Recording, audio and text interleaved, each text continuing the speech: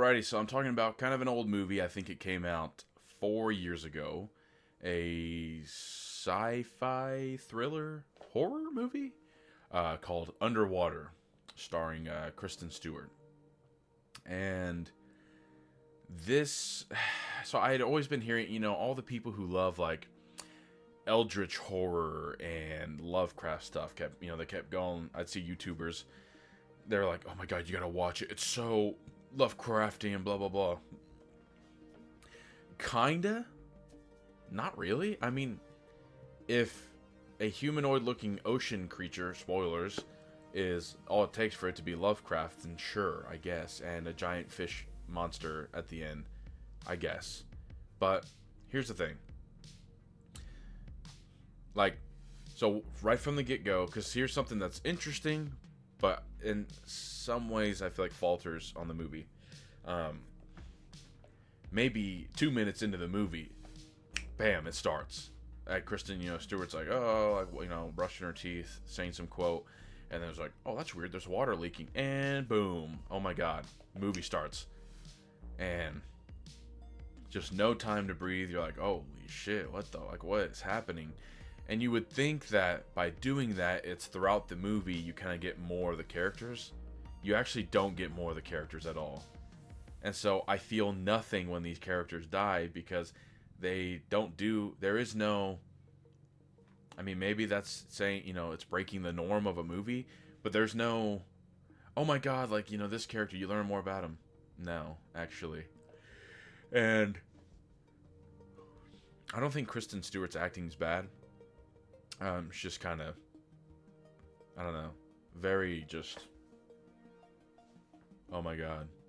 And then you have annoying ass TJ Miller, which I can't stand that dude. I don't think he's funny at all. I think he's annoying. I don't know how he keeps being in movies or TV shows, but he's like the comic relief in a sense that, no, I refuse to believe that somebody in this situation who gets, like cement, like the roof collapses on you and you're like, as like people are helping you out, you're like, oh my god, this is so wild, guys, he, and constantly laughing. Like, maybe he's in shock, but then he doesn't stop trying to be funny, where you're like, is he like just stupid? Because they kind of always say like, oh, you're dumb, you're stupid, and I'm like, he probably shouldn't be down here on an expensive oil rig if that's the case.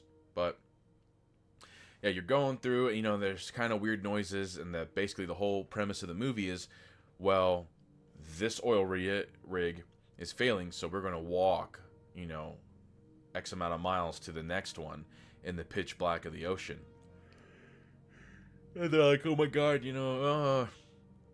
this is so scary. And of course, immediately, I mean, they put on their suits, which, by the way, the suit design is awesome. Fantastic. Their suits look badass. For just being underwater suits, they look like sci-fi, like marine armor. It looks really cool. Kind of reminds me of like StarCraft. But I mean, right from the get-go, the guy, and I was rewinding it, and it looks like the guy, because it does this shot where they're all suiting up, they're all looking for helmets, and then it pans to a helmet on the ground with like a crack or something, and the guy is looking at it, and he's like, so at first, and then he goes, oh, hey, Kristen Stewart, here you go. So I thought like, oh shit, he's an asshole, and he's giving her the helmet, but then his helmet implodes. So I was like, oh, okay, so he knew that was gonna happen. It looks like, I mean, because my wife was like, what? And I rewound it, and you see the shot of the helmet with the crack. So I was like, oh, okay. But you gotta wonder, because you see more people die in the beginning. Was there no more helmets? There was only exactly 5 helmets or whatever. You telling me there was no more helmets? It just, I was like, really? And they didn't have spare, because they put like a air filter thing in the back of their suit. It's like, you don't have any more of those to take as a backup? Or even my wife was like, they don't have like backup air a backup air supply on their suit just in case the main one fails. They could be like a 5-minute backup one. Nothing. Just saying.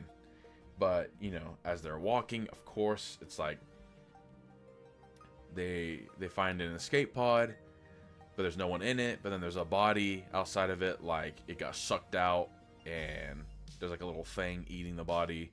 You know, they're like, oh my god, and then finally T.J. Miller's character gets sucked out of his suit by an alien monster thing. I was like, thank God. But you know, there's these moments where, like, oh my god, the captain implodes, and I was like, I don't really feel anything because like yes, it's sad that they died, but you have to like try to flesh out these characters enough where I feel like there's some emotional weight. I mean, they half-assed were like, he's got a daughter, and and mind you, before I keep going, I don't know if it's because it's rented. I rented on Amazon Prime. I don't know if it's because of that, or I need to check it out on Blu-ray.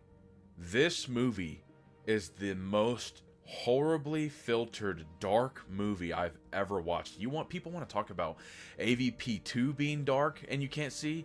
I can see what the fuck's happening in AVP2 if I turn off the lights. I turned off all the lights. It was nighttime.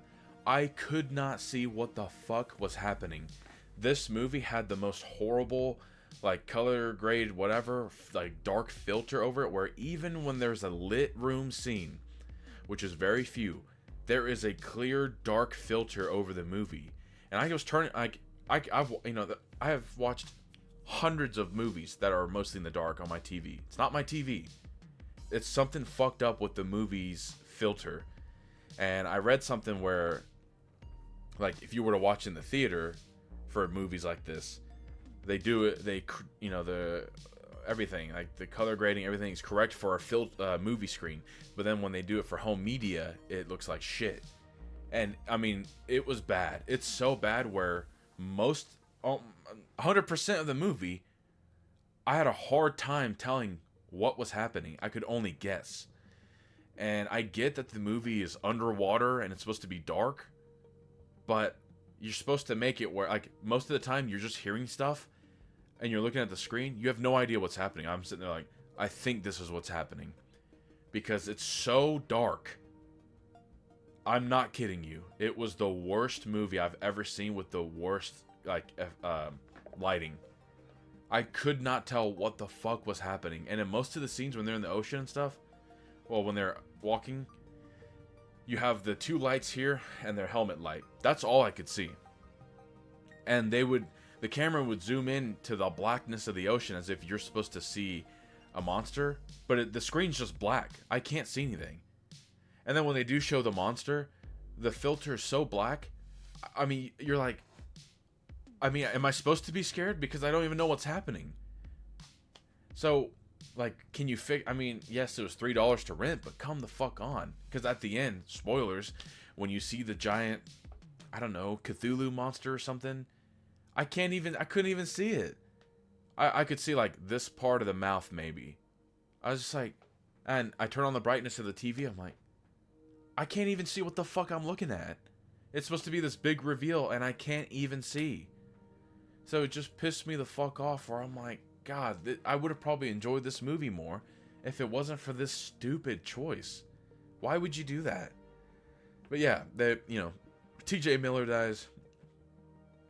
Shockingly, one of the people who live to the very end is like a guy who's passed out half the movie, which made me laugh. But I was hoping, and you wouldn't want it to be too on the nose. I was hoping this movie would almost take aspects from Dead Space, where they're all like engineers and mine workers and stuff. So I thought, because at one point they grab like a rivet gun. I'm like, oh, perfect. At one point she grabs like a chainsaw. I was like, okay, are we going to get like Dead Space vibes where you're like miners, engineers, and you're crafting like weapons from tools, and you're going to fight some of these creatures? Not really. She uses the chainsaw thing once on this hilariously comic, like, to me it's comedic because it's such a movie trope where there's the door right there. Oh, there's a bunch of sleeping enemies right in front of the door for no apparent reason. We gotta sneak okay. What could possibly happen? Well, in every movie it's, oh my god, my cell phone, turn off, whatever. The girl's air filter thing goes critical levels as loud as possible. Beep, beep, beep, beep. Oh my god, turn it off. And then, oh, we get attacked. Very predictable, but like one scene where I could actually see the humanoid sea creature thing, dope as fuck. Because you see that it's like, it reminds me of, what is its name? Like Omega or whatever? The alien from Godzilla 2000. Orga. It reminds me of Orga, where it would like open its mouth like a web, like snake, and just like devour things. And that was cool. I was like, oh, I can kind of see the best in this scene, what this thing is, and it looks scary. But it's just so far few between. You know, they do like the don't show the monster too early, but then when they do show the monster, it's for maybe 2 seconds, and it's so dark. I'm like, oh well, I don't care. And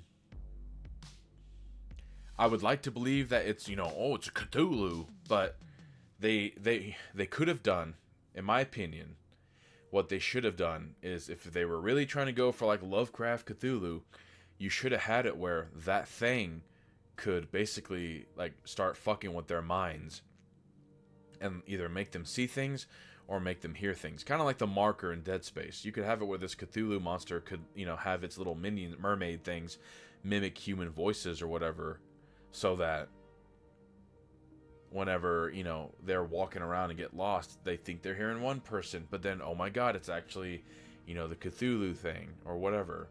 And or even at the end, you could have had it where, spoilers, when she's blowing up the mining rig, you could have it where it's like talking to her, like convincing her not to do it or something, because they get to the other station at the end. There's 3 escape pods. 1 is not functional, of course. 2 work, but there's 3 of them. And so she's like, you know, oh, you guys gotta go without me and blah, blah, blah. When you look at the pods, at least from what I can see, she could have gone easily into the pod with the other girl and been fine. No issue. They kept going like, no, it only fits 1 person. I was like, no, you could go in the fetal position and roll in there on her lap. It's big enough. Don't sit there. But at least it wasn't stupid, because, in a sense, because you see the 2 escape pods, and then the Cthulhu thing sends all of its mermaids to chase it, and they're about to catch up to the pods, and then she overloads the reactor on the rig to nuke everything. And so it kills the Cthulhu monster and all the mermaids, which, you know, I guess you would have thought maybe she could have timed it and then hopped in the pod, or, you know, could have been like ambiguous, like, did she repair the pod? Maybe, but no, I mean, she blows it up, blows herself with, you know, up with it, which, cool, I guess. It is kind of comical that to overload and nuke the reactor, she was like, 1 button, raise all the levels, spacebar, nuke. Like, I definitely don't think it should be that easy to do that, because what company in their right mind would allow that? Now, it's a nitpick, but, you know, obviously, it gave me a lot of vibes from, like, Leviathan, where at the end, while the credits are rolling, it's like, you know, interviews denied for 2 survivors, blah, blah, blah. Like, they said it was an accident, and, you know, it's very predictable stuff. But it wasn't the worst movie. It was just very predictable. I think a movie like this that I can think of from recent times, I mean recent within the last 10 years, would be Life. And I think Life did it much better, where even in dark scenes, you can clearly tell what the fuck is happening. And so I just fix the freaking lighting for home release, or at least for streaming. And then B, I wish we could have gotten a little bit more of like the emphasis of their engineers, their miners, their this and that, like using tools and stuff, and a little bit more scenes of, you know, them trying to maybe outthink the monster, because it didn't seem like there was that many scenes of that. But I know I'm a little late to this movie, 4 years late, but I just watched it. I wanted to kind of talk about it because it truly is the darkest movie I've ever seen. Holy shit, was I struggling to watch this movie. But yeah, that's going to be it for this video. As always, I appreciate you guys watching, liking, disliking, sharing, whatever. So that's going to be it. I'm out.